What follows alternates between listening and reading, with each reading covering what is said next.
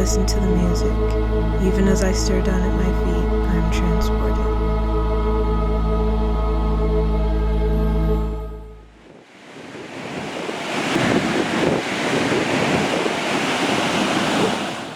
It's beautiful on its own, right?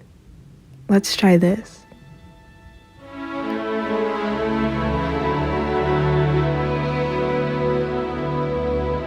Do you feel the difference?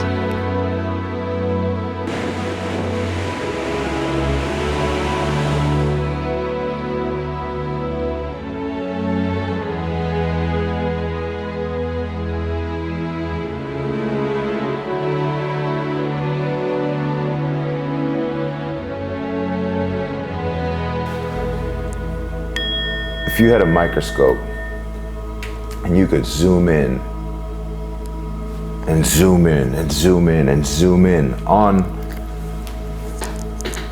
this turntable or on my skin, right? You keep zooming in and you keep zooming in and you keep zooming in. You get to atoms, you keep zooming in. You get to a subatomic particle level. I'm made up of the same particles as this turntable. So what differentiates me from the turntable, right? Or wood from metal or granite is the frequency of vibration of those particles. How fast are they moving? They have a frequency. Anything that has a frequency has a note, right? The note A or C or G is a certain frequency of vibration. In this way, sound is kind of the language of creation. And music is an art form that uses sound creatively and lets humans express things that they can't even express with words and with language.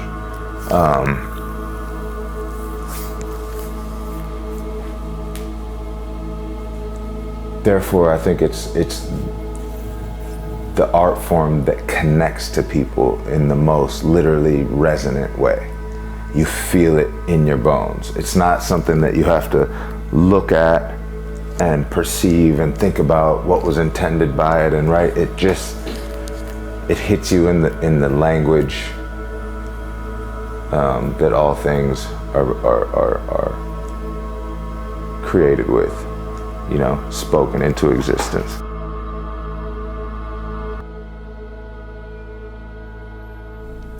Music has always held a profound place in my life. Its impact has always been crystalline. From an early age, I discovered the power of words and frequency as a liberating outlet for self-expression.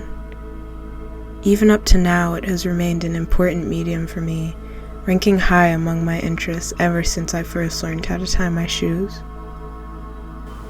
The first time that I heard music that I truly resonated with, I heard myself in it. The first time that I heard hip hop in particular, I wanted to create within that framework, you know? And so not only did it impact me like as a listener in the moment, like, wow, what? Like, not only did it impact the way I felt in the moment, but it impacted the trajectory of my life after that. Like I never stopped. I still haven't stopped creating that thing I fell in love with.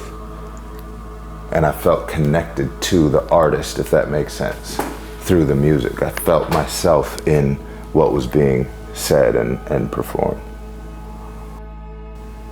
Well, in terms of time, it's always now, right? Kind of the old cliche, like I don't know if that's cliche, but it's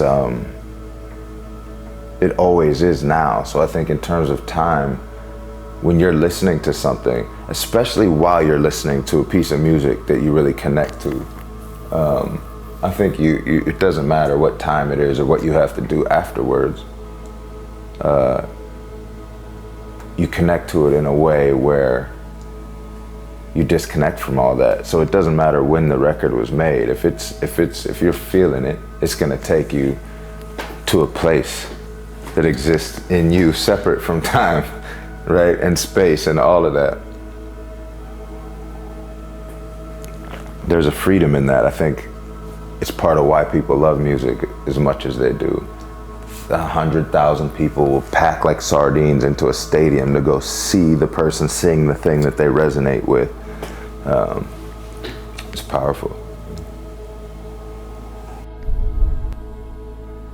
I believe in the immense power of music and how one can find solace and inspiration within it. It serves as my form of escapism, an extension of myself, and a home place to foster my memories. The infinite possibilities of evoking mental imagery are nothing short but powerful.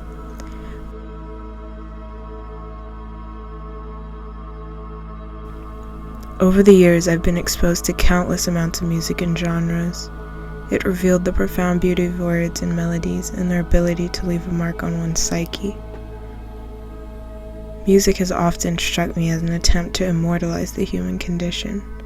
The inner workings of what makes us unique are written out in song form.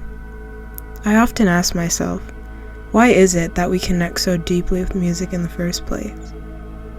There must be a reason why someone with a compromised memory happens to remember full songs from many years prior.